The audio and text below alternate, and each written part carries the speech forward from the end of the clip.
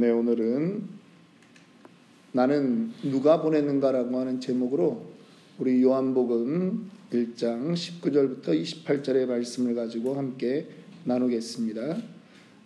앞으로 토요 새벽에는 가능한 한 생명의 삶 큐티로 진행되는 한 주간의 말씀 가운데 한 본문을 선택해서 말씀을 전하려고 합니다.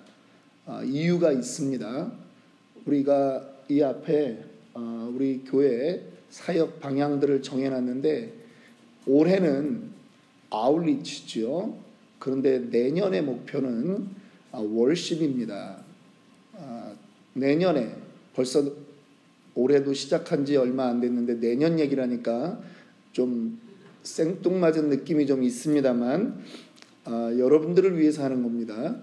내년은 월십이에요. 어떤 목표가 있느냐?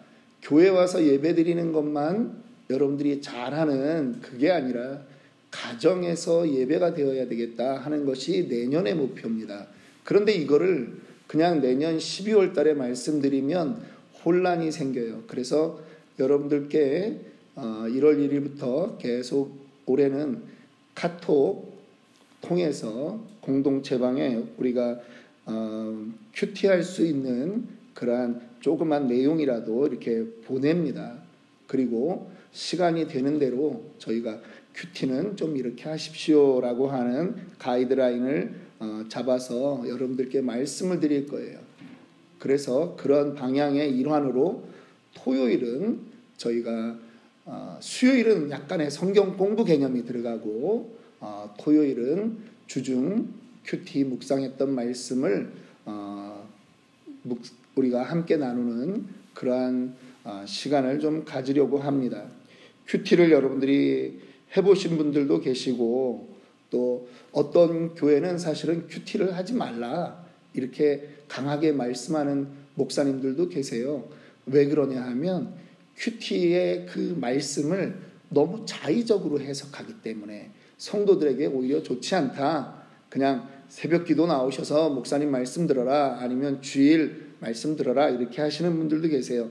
어떻게 자의적으로 해석을 하냐 하면 그냥 거기에 내가 읽고 싶은 본문만 뚝 떼서 그렇게 생각하고 하루를 지낸다는 거죠. 예를 들면 오늘 맞선을 나가야 되는데 오늘 아침에 큐티를 했더니 요한복음 4장 18절이 나온 거예요. 너에게 남편 5이 있었고 지금 있는 자도 내 남편이 아니니 내 말이 참되도다. 아니 오늘 여자를 만나러 나가는데 이 여자가 지금 사람을 숨기고 나온 거 아니냐. 그날 하루 종일 이 말씀만 머릿속에 뱅뱅 도는 거예요. 그래서 찝찝한 거예요. 근데 어떤 날은 또 힘이 나는 거예요. 욥기서 8장 7절을 읽었더니 내 시작은 미약하였으나 내 나중은 심히 창대하리라. 와, 하나님이 나에게 뭔가를 원하시는 말씀이구나. 그렇게 생각하면 오산이라는 거예요. 성경은 어느 한 구절 뚝 떼서 보는 게 아니라 문맥에서 봐야 된다라고 하는 것입니다. 예. 요한복음 4장 18절을 읽었으면 오늘도 나에게 하나님이 전도의 문을 열어주시려나 오늘 누구를 만나게 되는가 우리가 기대하는 마음으로 우리가 다가가면 될 것이지만 8장 7절을 봤을 때 내 나중에 심히 창대하다 거기에 포인트가 있는 것이 아니라 이거는 뭡니까? 8장 1절부터 보면 그 욥의 친구들이 욥을 비난하는 거거든요. 너 혹시 회개하지 않은 거 아니냐? 그렇지 않았으면 어떻게 너에게 이런 일이 생기냐?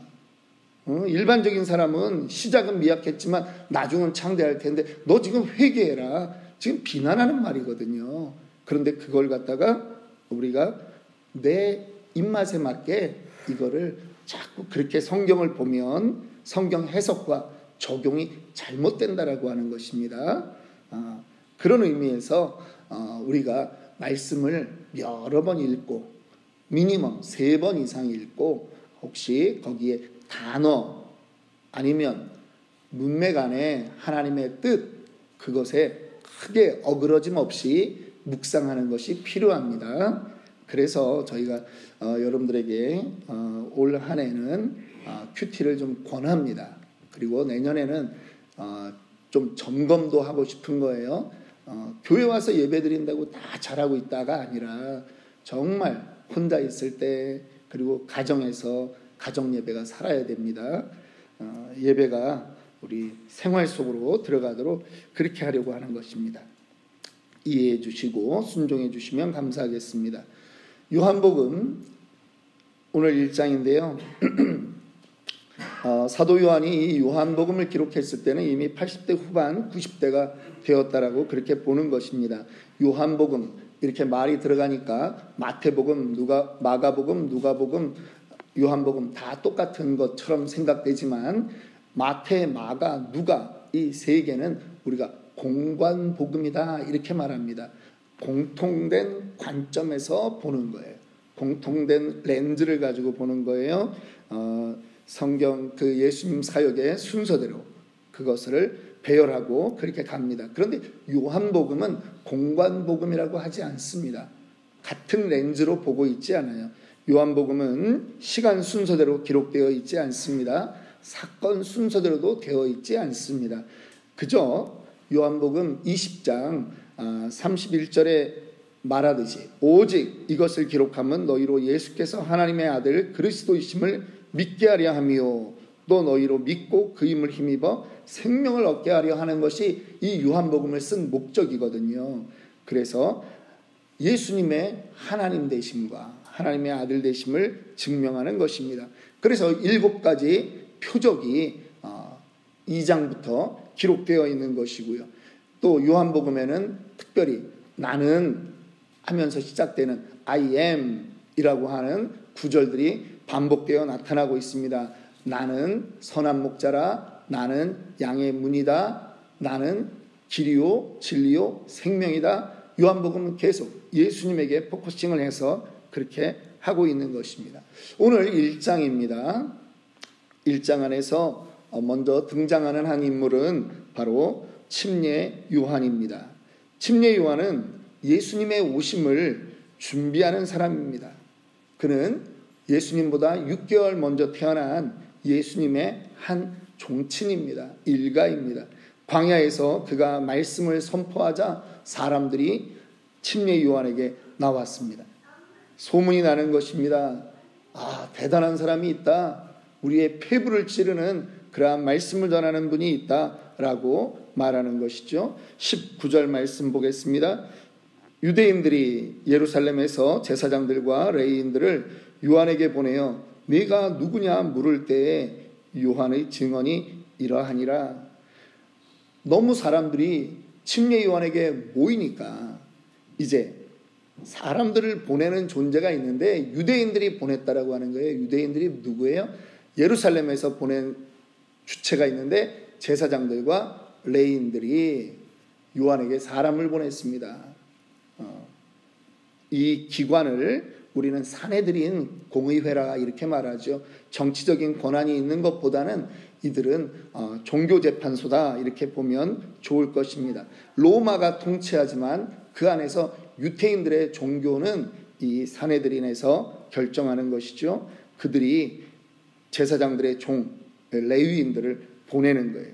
대표단을 보냅니다. 조사위원회의 성격이 되는 것입니다. 도대체 이 침례 요한이 누구냐라고 하는 것입니다.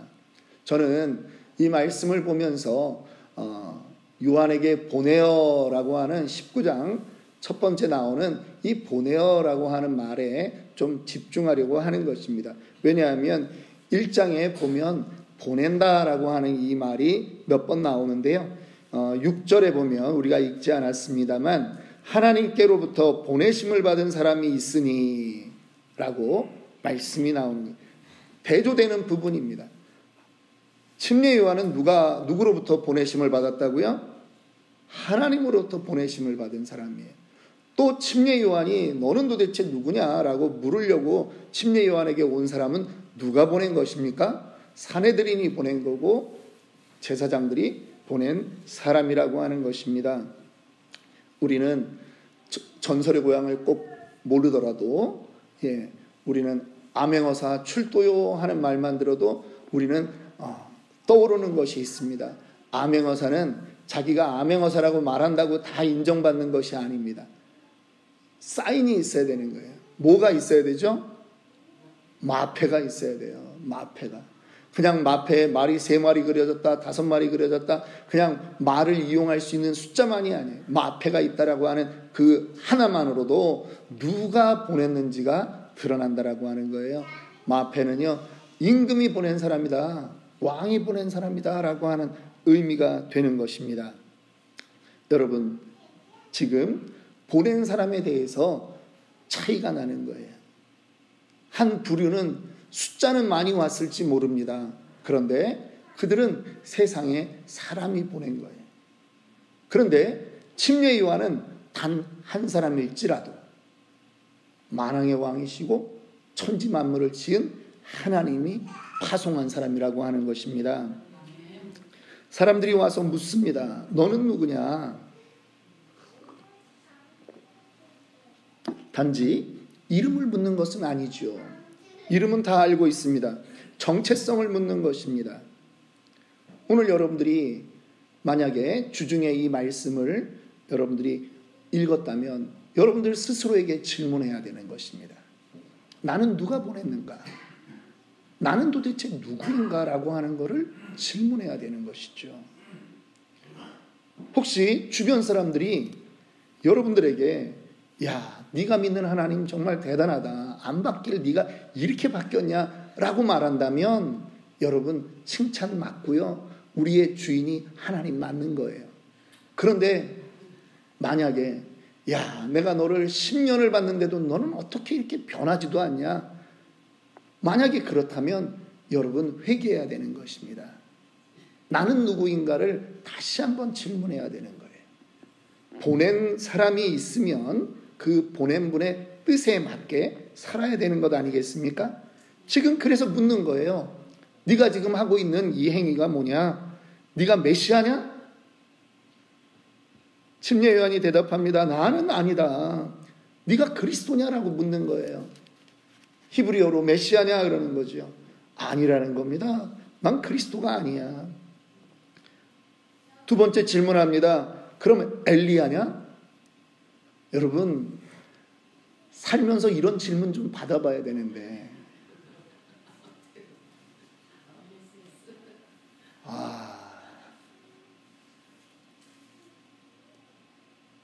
우리의 말과 우리의 입이 이런 질문을 다 차단하게 하고 있지는 않습니까? 예수 믿는다고 하면서 세상 사람보다 더 걱정하는 바람에 나는 도대체 네가 누구를 믿는지 모르겠다. 이런 소리 들으면 안 된다는 거죠. 야, 너를 보니까 너 엘리야냐? 지금 그러는 거예요. 왜 그랬을까요? 침례 요한이 약대 털옷을 입고 지내는 것입니다. 금욕적인 생활을 합니다. 침례 요한은 제사장 사가랴의 아들 아닙니까? 제사장 반열에 있을 수 있는 사람인데 지금 광야에 나가서 지내는 거예요. 회개를 선포하고 있는 거예요. 헤롯 왕의 비리를 지금 신랄하게 비판하고 있는 거예요. 엘리야, 불을 내렸던 그 선지자, 하나님이 얼마나 그를 사랑했으면 그의 일에 하나님이 동역하시사 불을 내린 그런 일이 있습니까? 그런데 마치 엘리야가 이 땅을 향해서 하는 그 메시지는 침례 요한이 이 땅을 향해서 하는 메시지는 엘리야를 연상시키게 된다라고 하는 것입니다. 그리고 실제로 말라기서 4장 5절에는 보라 여호와의 크고 두려운 날이 이르기 전에 내가 선지 엘리야를 너희에게 보내리라 분명히 예언도 되어 있습니다. 그런데도 침례 요한은 아니다. 나는 엘리야도 아니다. 감히. 세 번째 질문합니다. 그러면 네가 그 선지자냐? 여기서 그 선지자라고 하는 말은 모세의 예언에 있습니다. 모세의 신명기 18장 15절에 보면 나와 같은 한 선지자가 올 것이다. 하나님의 날이 올 때에 그런 예언이 있어요. 그러니까 네가 그 선지자냐? 이런 의미예요. 그런데 요한은 여전히 아니라고 말하는 것입니다. 겸손한 것이죠. 메시아의 길을 예비하는 것이 자기의 사명 맞습니다. 성경에 예언된 그 직분 맞습니다. 그런데 자기는 그분의 앞에 신발끈, 샌달의 끈도 맬 수 없는 그러한 존재다라고 하는 것을 철저히 느꼈기 때문에 나는 아닙니다. 나는 아닙니다. 낮아지는 거예요. 낮아지는 거예요. 겸손해지는 것입니다. 여러분, 우리의 인생에 누가 우리를 보냈는지 깨달으면 행동이 나오게 되어 있습니다. 깨닫지 못해서 행동이 안 나오는 겁니다. 우리의 인생은 창조자이신 하나님이 보내시는 것입니다. 하나님은 우리가 완성되었기 때문에 보낸 것이 아닙니다. 하나님은 우리의 모습을 알지만 하나님이 우리에게 묻는 질문은 단 하나입니다. 네가 나를 사랑하느냐? 그러면 내 양을 치는 거예요. 네가 양을 잘 아느냐라고 하나님이 묻지 않았단 말이에요. 너가 교회 행정을 잘 아냐? 그러면 목사가 되라. 네가 사람을 좀 잘 다루고 리더십이 있냐? 그러면 장로를 하고 네가 목사를 해라. 하나님이 그러지 않으셨어요. 하나님이 묻는 거는 네가 나를 사랑하느냐라고 하는 거예요. 너를 보낸 사람이 누군지, 너를 보낸 존재가 누군지 아느냐라고 하는 거예요.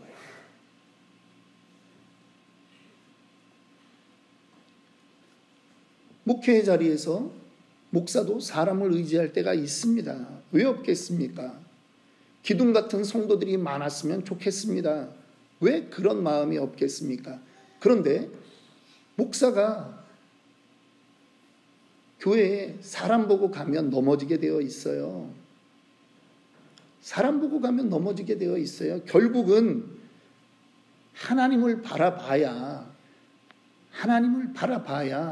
그 인생이 실패하지 않는 것입니다. 어떤 목사가 위험합니까? 이게 큐티를 저에게 적용했기 때문에 이렇게 말씀을 드리는 거예요. 여러분들은 여러분들에게 적용을 하셔야 돼요. 자기가 뭔가 할 줄 안다라고 하는 목사가 위험한 거예요. 과거에 자기가 뭔가 이루어봤다라고 하는 것에 붙들려 있는 목사가 위험한 거예요.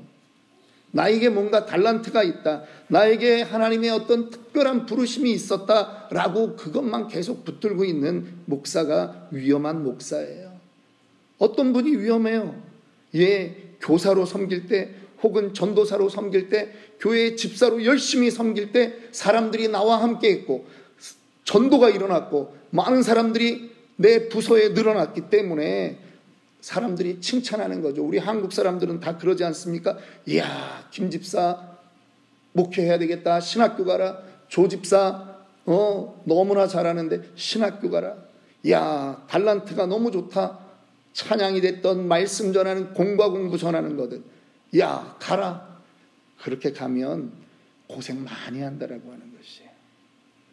내 재능 의지하고 가면 고생한다라고 하는 거예요. 하나님 의지하게 하나님이 만드시거든요. 너를 보낸 사람이 누구냐? 너를 보낸 존재가 누구냐를 깨달아야 된다라고 하는 것입니다. 과거에 자기의 능력과 경험만 생각하면 자꾸 하나님 묵상하다가도 과거가 묵상됩니다. 그러면 하나님 쓰실 수 없습니다.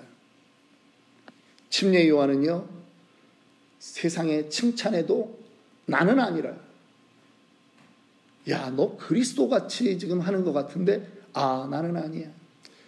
그거는 좀 이해할 수 있어요. 근데 야, 너 엘리야 아니냐? 여러분, 거기다가 살짝 좀 발을 얹어도 되지 않겠습니까? 옛날에 70년대, 80년대 부흥 강사 그 포스터를 우리들은 기억할 것입니다. 뭐라고 나옵니까? 능력의 종. 여러분들은 별로 감동이 없는 것 같아요.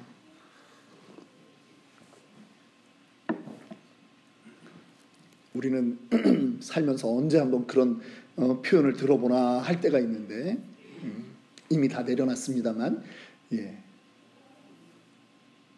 여러분, 잠언에서 이렇게 말합니다. 은은 도가니로 그것을 확인하고, 무슨 얘기예요? 은과 금은 뜨거운 불에서 정제를 해봐야 순은, 순금이 된다라고 하는 거예요. 사람은 무엇으로 확인한다고요? 칭찬으로 확인하는 거예요. 칭찬할 때 입꼬리가 올라가며, 칭찬할 때 하나님보다 더 커진 것 같은 걸 느끼면 아직 멀었다라고 하는 거예요. 지금 침례 요한의 모습이 지금 사람들의 칭찬하는 말이 그대로 있었다라고 하는 것 아닙니까? 야, 네가 그리스도냐? 네가 엘리야냐? 네가 그 선지자냐? 근데 나는 아니라 하는 거예요. 나는 오로지, 침례 요한의 그 말은 나는 오로지 오실 분을 위해서 미리 길을 예비하는 자다. 나는 광야에 외치는 소리다. 그렇게 하는 것입니다. 여러분들은 누가 보내셨습니까? 오늘 제목을 다시 한번 읽도록 하겠습니다. 나는 누가 보냈는가? 올 한 해 여러분들은 누구의 대리자로, 누구로부터 파송받은 사람으로 살기를 원하십니까? 여전히 나입니까?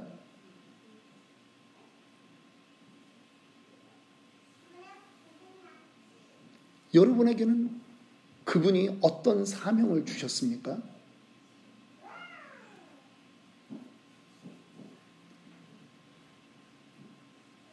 교회만 출석하면 되는 것이 아니라 이제는 보내신 분의 뜻에 맞게 사명을 감당해야 되는 것입니다. 새해 첫 주입니다. 여러분들에게 그런 결심과 도전이 있기를 원합니다. 결심만 하면 안 되고 여러분 구체적으로 마음에 정해야 됩니다. 나는 올해 몇 명을 전도하겠습니다. 주님이 제일 기뻐하는 것은 영혼 구원이거든요. 그거는 다른 어떤 거와도 비교할 수가 없어요. 주님이 가장 기뻐하는 일에 나는 쓰임 받아야 되겠습니다. 왜? 주님이 그래서 나를 보냈기 때문에. 마태복음 28장 19, 20절만 읽고 마치겠습니다. 그러므로 너희는 가서 모든 민족을 제자로 삼아 아버지와 아들과 성령의 이름으로 침례를 베풀고 내가 너희에게 분부한 모든 것을 가르쳐 지키게 하라. 볼지어다 내가 세상 끝날까지 너희와 항상 함께 있으리라. 보내신 그분이 우리를 그냥 놓지 않으십니다. 보내신 그분이 책임지십니다. 도전하십시오. 기도하겠습니다.